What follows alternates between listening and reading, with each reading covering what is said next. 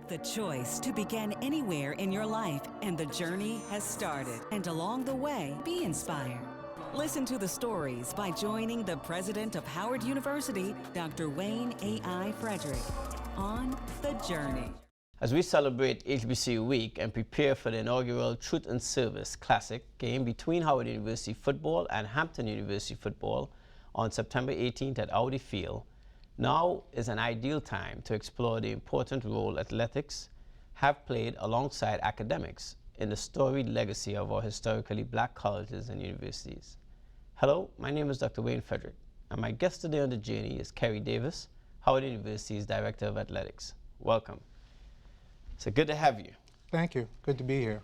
So obviously we're going to talk a little bit about the game, and I know it's been about 5 years since we last did this. So just to refresh our audience about you, obviously you were, I would describe you as probably an unorthodox selection when I hired you as Director of Athletics, and that's because of your background at the time. You were appointed just about a year ago.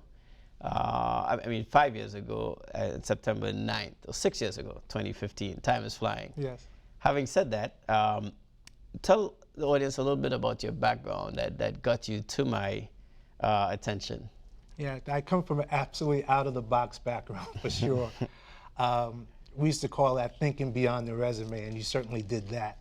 I started out as a lawyer, actually. I'm a graduate of Dartmouth College and Cornell Law School.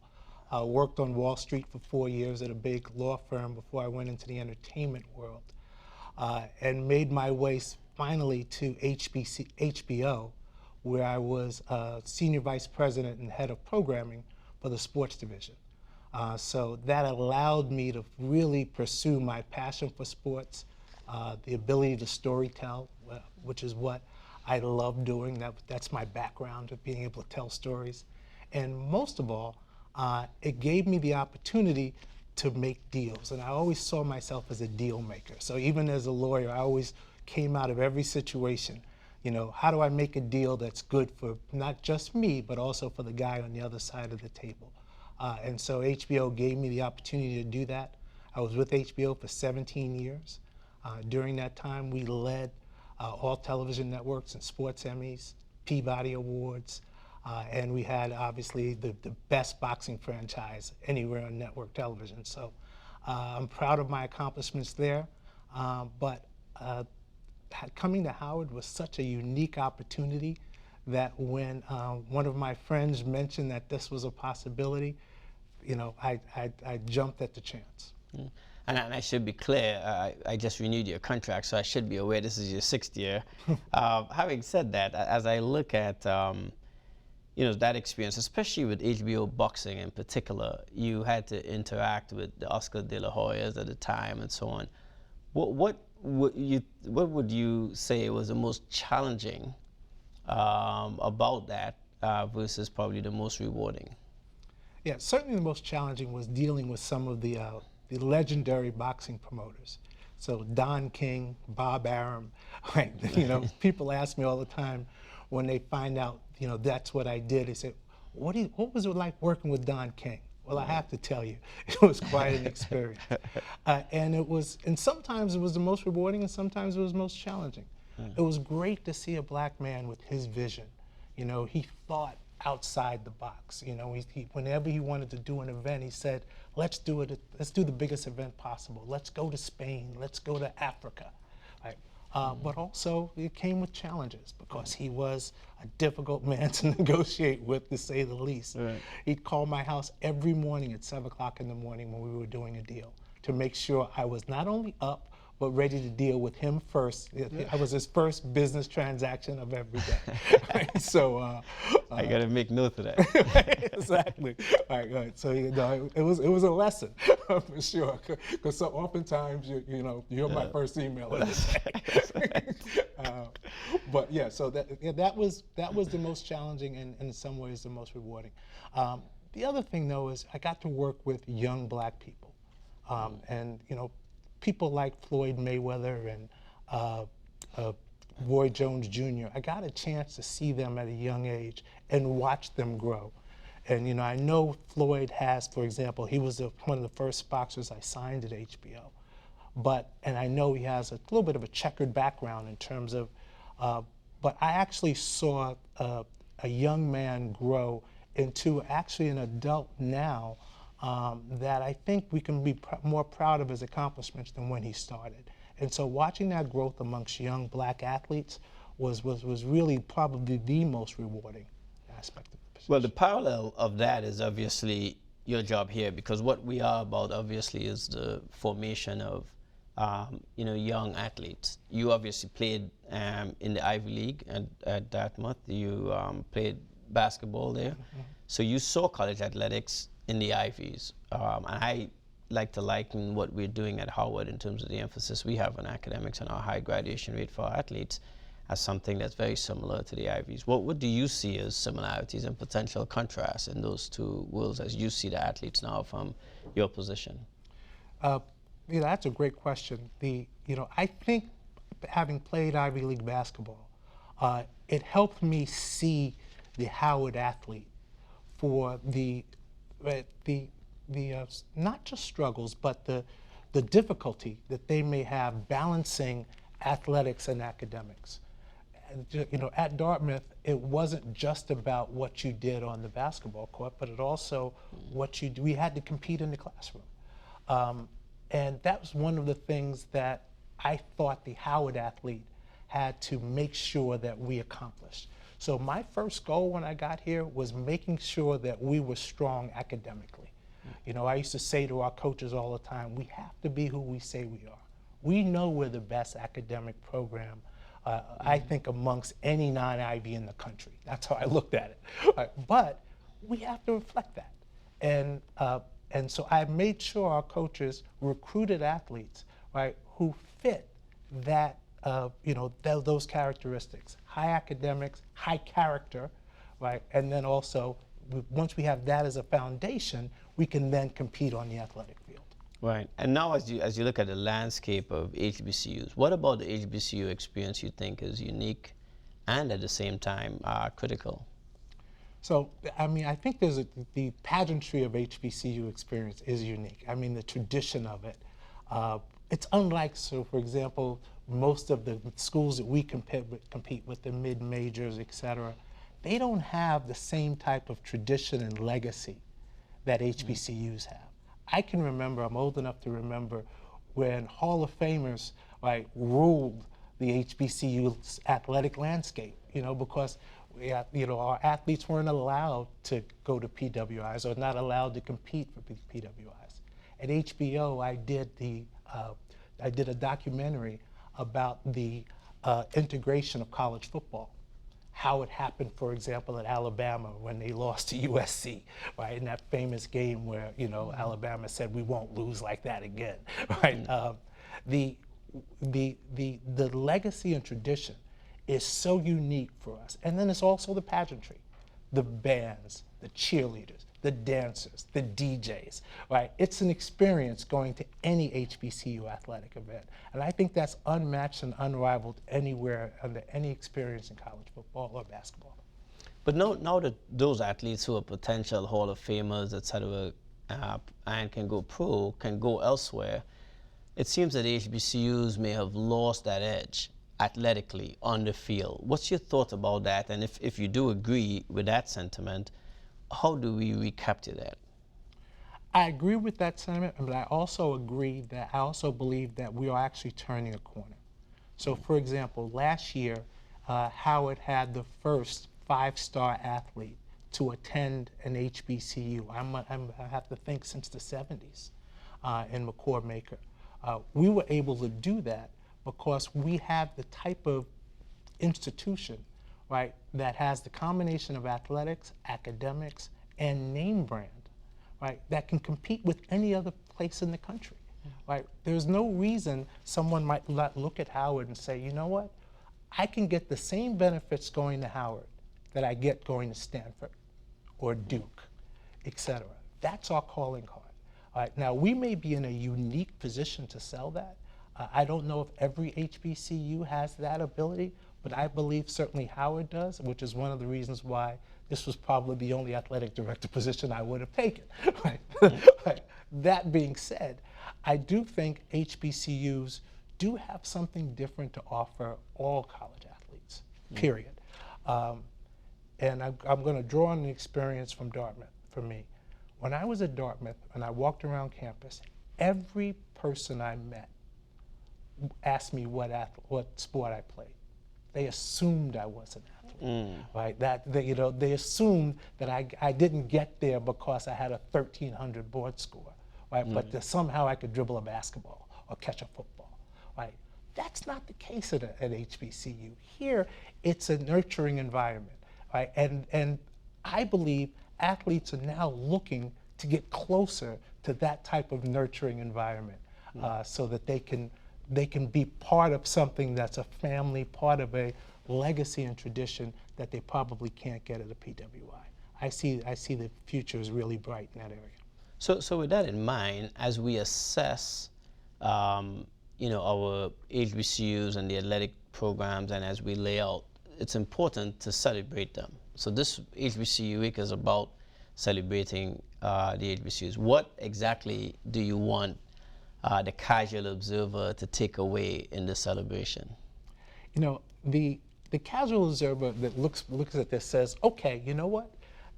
HBCUs, I think of homecoming, I think of the Divine Nine and events on the yards, and et cetera, the bands. Right? But again, I want the casual observer to also recognize the excellence. You know, Howard University produces more black doctors, I believe, than any other school in the country.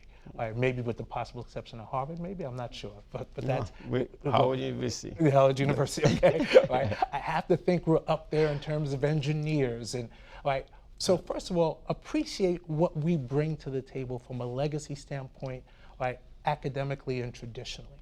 Second of all, right, look where we are in the world right now. Right.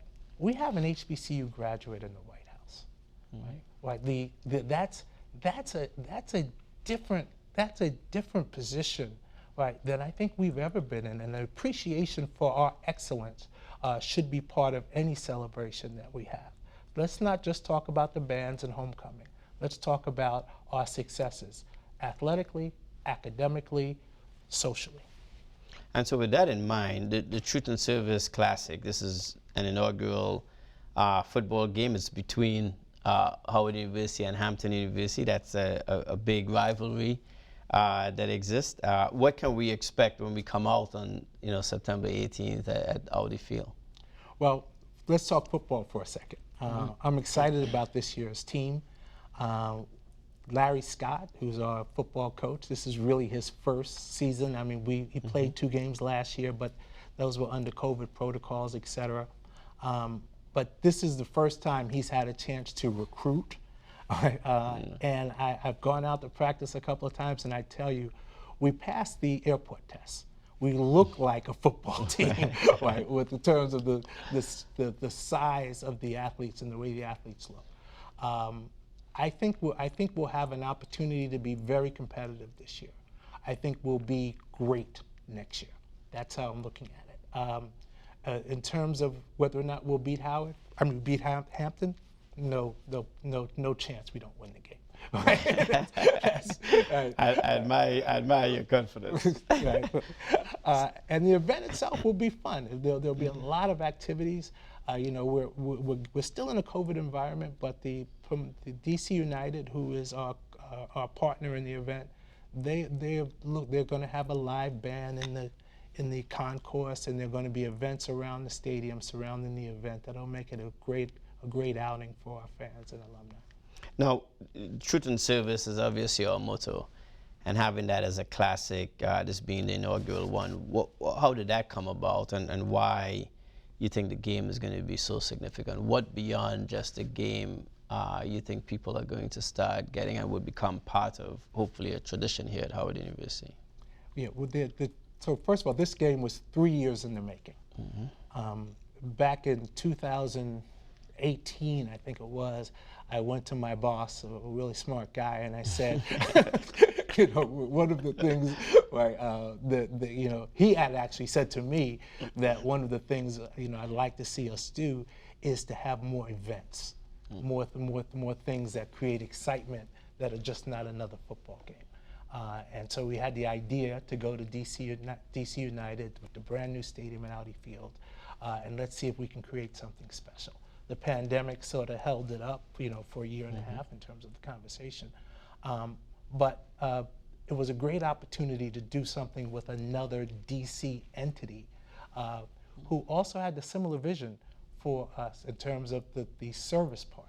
So as we talked about how can we have not just a football game, but a football game which is also endorses and encourages the idea of service to the community.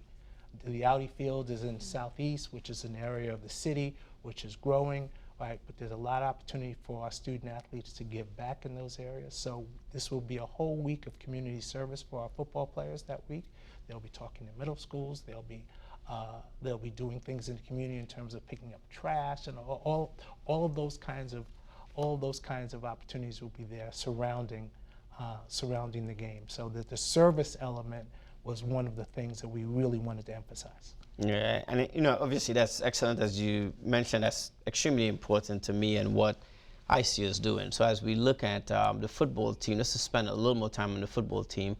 Recently, we've been playing the Harvards. You have other games that are upcoming. What types of games, other games on the schedule we should be looking forward to this year and potentially next year that you can talk about? Yeah, so this year is a great schedule in terms of, as you noted, we have beyond just the Truth and Service game. We play Maryland for the 20th anniversary of 9/11. That was an idea that I spoke to the Maryland AD about. I thought that, I'm a New Yorker. I felt 9/11 as much as any pub. I lost 3 really good friends who were working in the World Trade Center. And I know DC also was impacted significantly, by the events of that day. So this is a game that's very close to my heart. And so I went to their AD and I said we should do something commemorating it. So I'm really excited about all of the activities that will be around commemorating that game. In addition to that, we have our first game of the year is against Richmond, right, which is, when people talk about this type of schools that we recruit against, right, Richmond is one of those schools, right? So, so being able to challenge them in football is an important thing for us. But then looking forward to the future, as you noted, next year we have Harvard playing here at Howard, and we're going to probably slide them into the Truth and Service game. Right, so that'll be in October next year. In addition, next year we also play in the NFL Hall of Fame game, right, in Canton, Ohio, against Central Ohio. So that's another opportunity for us to play in a large stadium. And then finally, we'll kick off the season next year in Atlanta at the MEAC SWAC Challenge.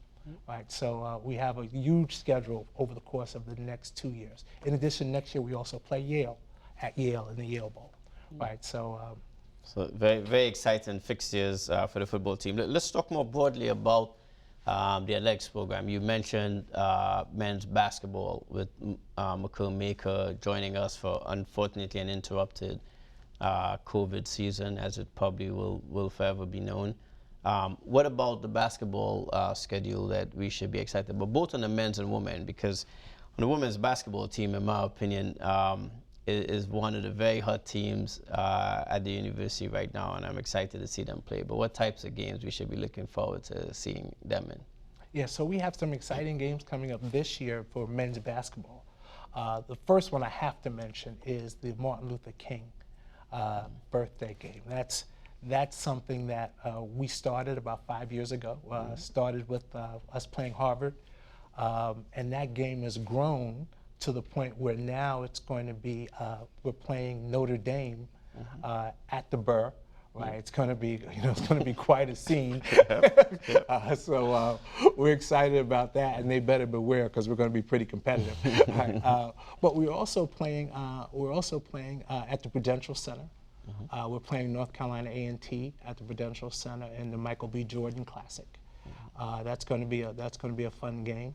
And then we're playing perennial national competitor, Villanova at Villanova. So we have some exciting games on that front, and that helps us recruit. Because when you can say to the next McCord maker, look at the games we're playing in national arenas against national brands, you'll have the same opportunity to be seen as you would at any other university in the country. The women's team, as you said, one of the hottest teams that we have on campus. I'm really excited about them. Last year, as you know, we went to the championship, the MEAC championship game, lost on a last-second shot. I think me and you had both booked our tickets to San Antonio. But we bring everybody back from that team except one senior. And we have 2 or 3 new recruits coming in who will even bolster the team even more. So very excited about that team. We just renewed Coach Ty Grace's contract, so she'll be with us another 4 years. So we're really excited about that. But basketball, and to talk about that specifically for a second, basketball, I think, is the place that we're, as a university, where we can really make our mark athletically. We've seen, I can remember our very first conversation, I still remember it to this day, right? And you said to me, like, why can't we be Georgetown? And I knew what that meant. That the basketball program at Georgetown had a huge part in elevating the academics of Georgetown University, right? Because it made it more of a household name. More people then applied to the school. It allowed them to be a little even more competitive in terms of who they chose. And I think we can do that here at Howard. Yep. Now, our front door, when I think of athletic success, is still the women's volleyball team. So talk a little bit about the stability there, what you think the team has in terms of prospects this year. I think the potential of this volleyball team is through the roof. I think that Coach Kupferberg, another coach, and we've renewed his contract, has done a tremendous job. As we won 5 straight MEAC championships. Last year was a COVID year, and our 4 seniors all opted out, so that's made for an unexpected down year, but Coach has us right back on top. We have 2 of the most exciting freshmen, I think, in the country, in the Woodard twins. They were both top 100 players. As a matter of fact, I think Simone was a top 50 player. And they're both 6'3" twins, and they are going to be a force to be reckoned with for the next 4 years. So I think we're going to move.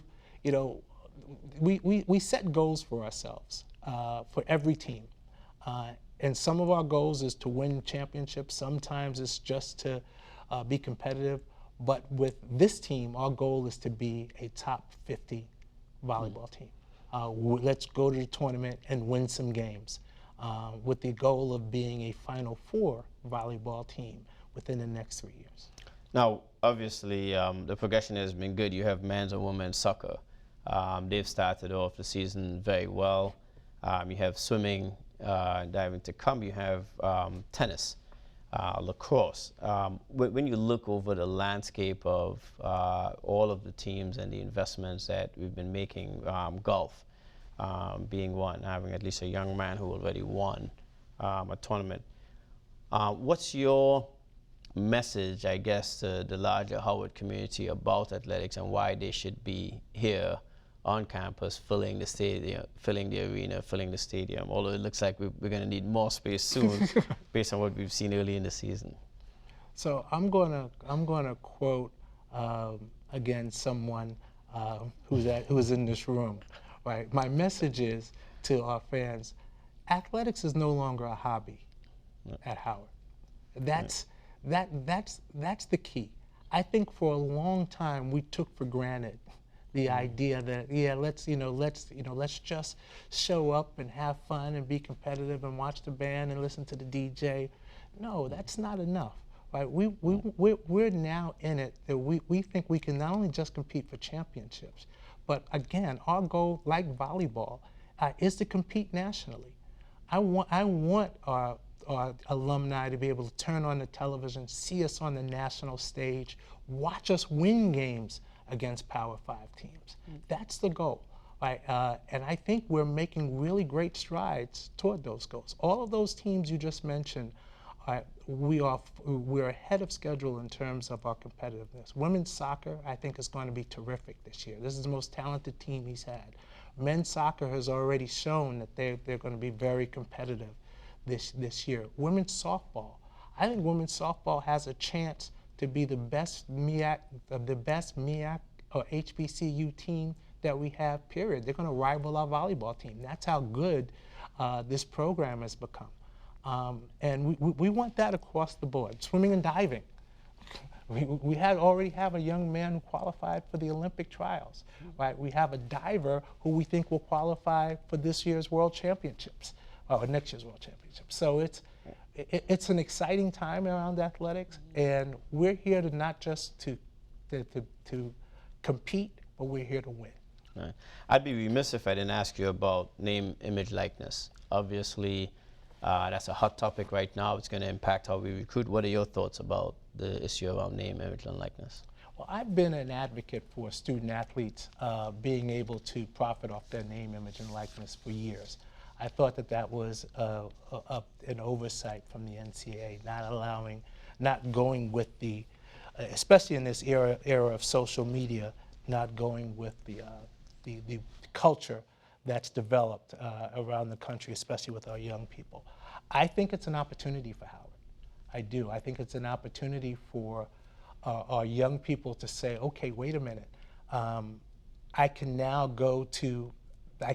add Howard athlete to my brand, right, if you will, and be more attractive to companies, corporations, media followers, if you will.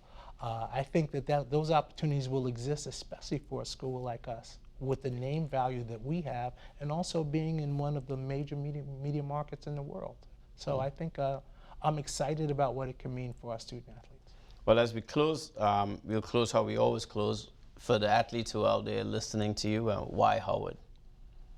I think it goes back to something I said about the difference between Howard and Dartmouth for me. Every student who either commits to Howard or comes in my office to talk about career paths, et cetera, I ask them why Howard. And they always say, because I came here because of the family. I felt like I would be part of a family. And that, to me, especially with a young person, right, is critically important. And that's my why Howard, right? And that's their why Howard. And I think that if we keep that as our mission, I think that there is no there is no limit to what we can all achieve together. Thanks for being here. My guest today was Keri Davis, Howard University's Director of Athletics. I'm Dr. Wayne Frederick. Please join me next time on The Journey.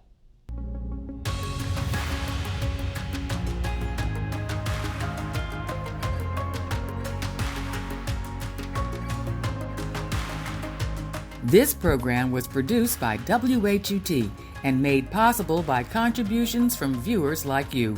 For more information on this program or any other program, please visit our website at whut.org. Thank you.